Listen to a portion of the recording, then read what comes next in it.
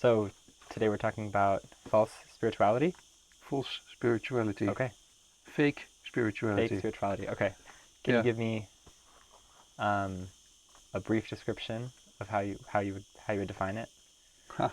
Oh, that's Brief. directly the most difficult one, eh? I know we have to start somewhere. Yeah. So, fake spirituality. Mm. I think there was once a Tibetan monk who wrote a book called Spiritual Materialism, Mm. where he described that in the West many people have this tendency of going about with spirituality just as you go about with a new car Mm-hmm. or a new boat or a new jacket. You're proud of it and you want to other people to see it, Mm-hmm. and you want to drive around with a new car and people say, oh wow. That kind of spirituality is something we see very much Mm-hmm. nowadays, especially in YouTube. Mm-hmm. So many people who teach or think they can teach others about spiritual topics Mm-hmm. in such a way that it becomes spiritual materialism. Mm-hmm. Okay. And so it sounds like a lot of this false spirituality is a very public thing. It's Mm. very audience focused, and maybe less personal.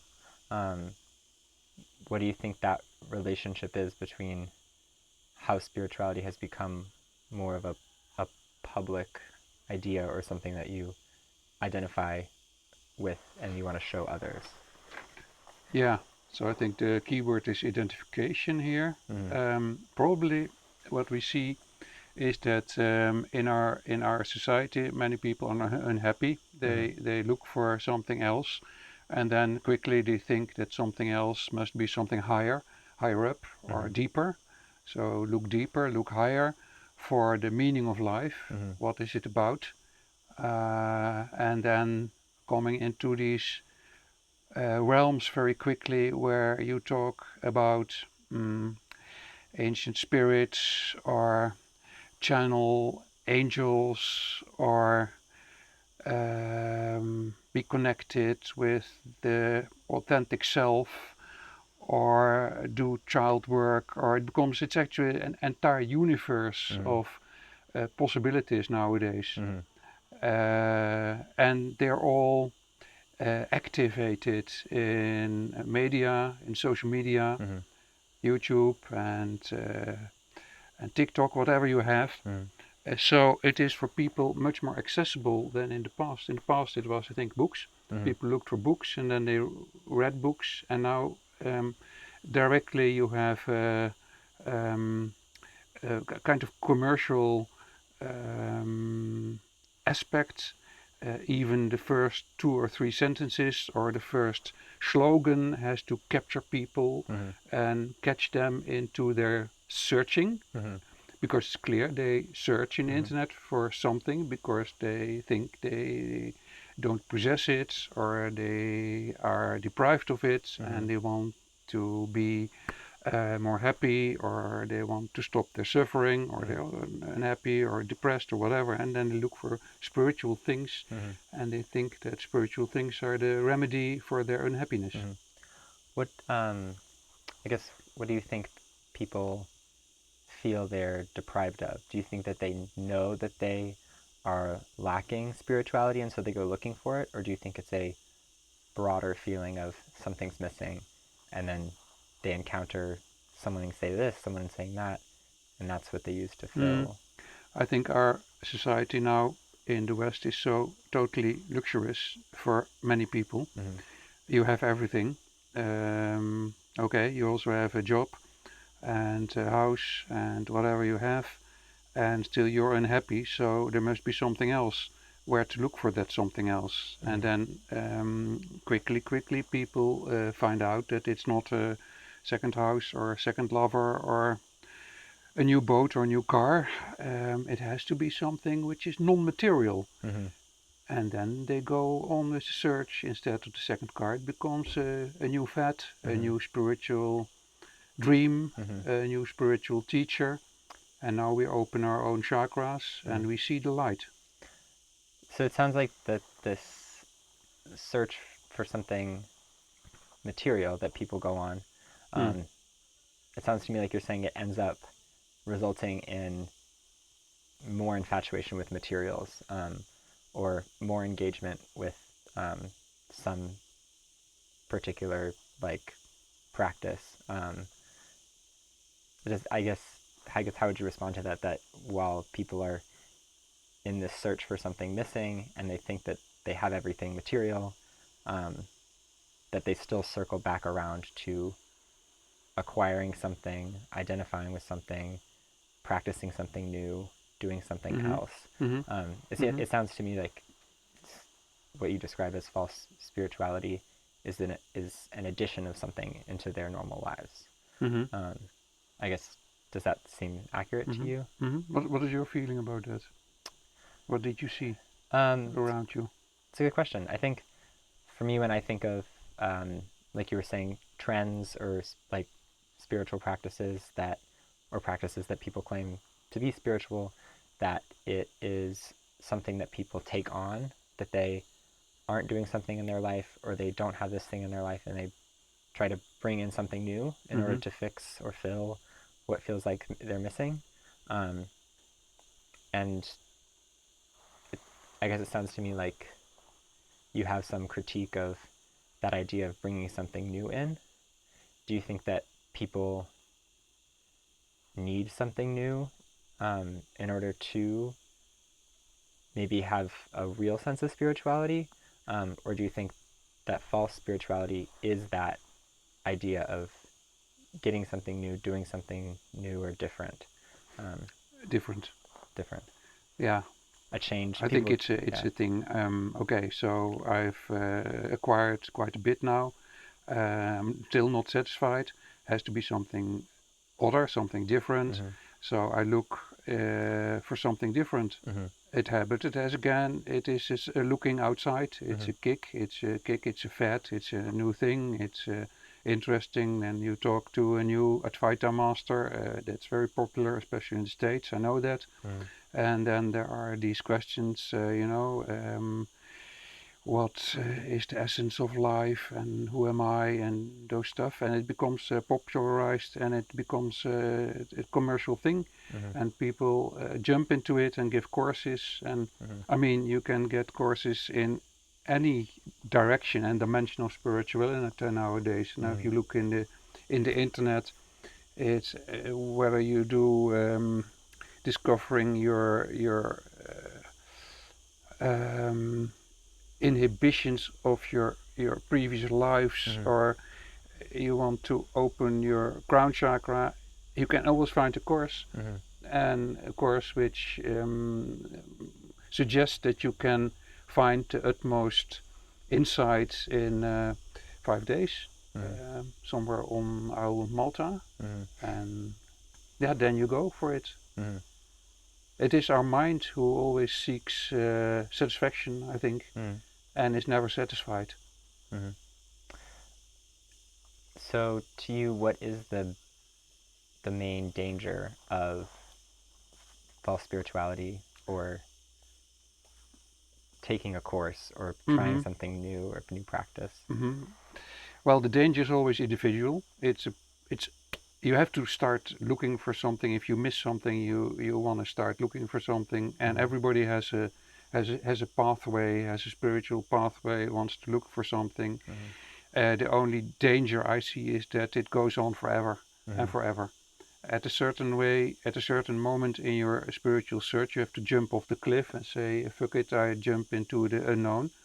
And I just let loose all the concepts and I just float on my own. Mm-hmm. I am already here, I don't need anything anymore. Mm-hmm. And I see many people. Well, I myself also searched for years and years, this and that and everything. It was great till I realized that I have to take the jump, Mm-hmm. otherwise I stay looking for something to come, Mm-hmm. which always tomorrow, up to the end of my life. Mm-hmm. So the danger is, I think, not being able to decide to jump into the essence at this moment and always postponing and expecting that it will come after this course Mm-hmm. or the next course, and then the whole society creates the next course for you. Mm-hmm. So the danger is to go about in circles till the end. Mm-hmm. Do you think, I guess for most people who maybe aren't initially spiritually minded or haven't tried any various spiritual disciplines or practices, do you think that it's necessary for them to try one here, try one there, um, to go through the same kind of process of searching um, in order to maybe get to the point that you described of jumping off? I want to ask you a little bit about what that jumping off point is later, but just to begin, do you think it's possible to reach um, that that jumping off point without trying things here and there? Apparently, it's necessary Okay. because everybody is looking around Mm-hmm. and stays looking around. Mm-hmm. So, of course, you have to, at a certain moment, you have to become really nauseated Mm-hmm. by yourself looking around, looking elsewhere, looking outside the context where you can find it, because you only can think in concepts Mm-hmm. which are created by the mind. And the mind has a very simple structure. It always likes to look for something new, Mm-hmm. and it does not recognize what it actually is. And the Mm-hmm. mind is a servant, Mm-hmm. and the mind's not a thing in itself. But because you are not there with the understanding of who you are, the mind is doing the job for you. Mm-hmm. The mind is saying to you, if you do a little bit of this, a little bit of that, then at a certain moment you will be there. Mm-hmm. And that mechanism makes people looking forever around. And I think, and then false spirituality, fake spirituality, is a parasitic development in society to keep people also activated, looking around forever. Mm-hmm. And if you look forever around in this context, you will never find it Mm-hmm. because it's not something you can find. That's the paradox. Mm-hmm. Because it's nowhere to be found. It's not outside of who you are. Mm-hmm. It's inside. Hmm? It's inside. It's also not inside. I don't know inside. It's not in the esophagus. It's not in the stomach. Okay. It is also not in the legs or in the heart. Inside is a strange concept. Okay. Can I ask you a quick question? You said that the mind is as a servant. What Hmm. does the mind serve? Yeah, I think it's difficult to say that in abstract sense. I think Mm-hmm. there's a nice metaphor which was developed by Gurdjieff, Oriental master from Rusland. He said, you have to regard yourself as a carriage with horses, a horseman, and in the carriage there is the master, and the master knows exactly where he want to go and gives the message to the horseman, who then mends the horses, and the carriage goes to his goal. Mm-hmm. So he is goal oriented, he knows what he wants, he's focused, he's centered. Now, many people, if not all, they have a carriage, that's the body, Mm-hmm. they have the horses, that's the emotion, Mm-hmm. and they have the horseman, which is the mind. Mm-hmm. The mind thinks that he knows where the master want to go, but the master's not at home, he's not in the carriage. Mm-hmm. So by mending the emotions and the carriage, the physical body, the horseman goes all over the place, but Mm-hmm. as there is no direction, he never reaches the direction. Because the one who knows where the direction is not in the carriage. Mm-hmm. So this is what the best metaphor I think I have come across to explain that it is not the mind which can give the answer on who you are Mm-hmm. and what to do, in essence, Mm-hmm. if it's not mechanical. But the mind can give very good mechanical answers. But if there's not a context in which these answers make sense, then it is just for nothing. Mm-hmm. If you had, I guess, advice to offer to someone who was feeling like they were struggling, they were trying out all these different things, they felt like they were missing something, they were lacking something, what would you advise them to trust? Like, what do you think people should trust in? You need two things. Oh, perhaps three. Trust is a good one. But you need first to understand the situation you are in, that the master is not in the carriage. And you have to understand the power of identification, which is another psychological element. That you think that you are something because your mind tells you, well, nowadays it's I'm a male or a female is already a thing. You know, you identify as a male or as a female. In the past, it was even not seen as identification. Now it's seen as identification. Identification pulls you out of the place where you are into a concept. Concept.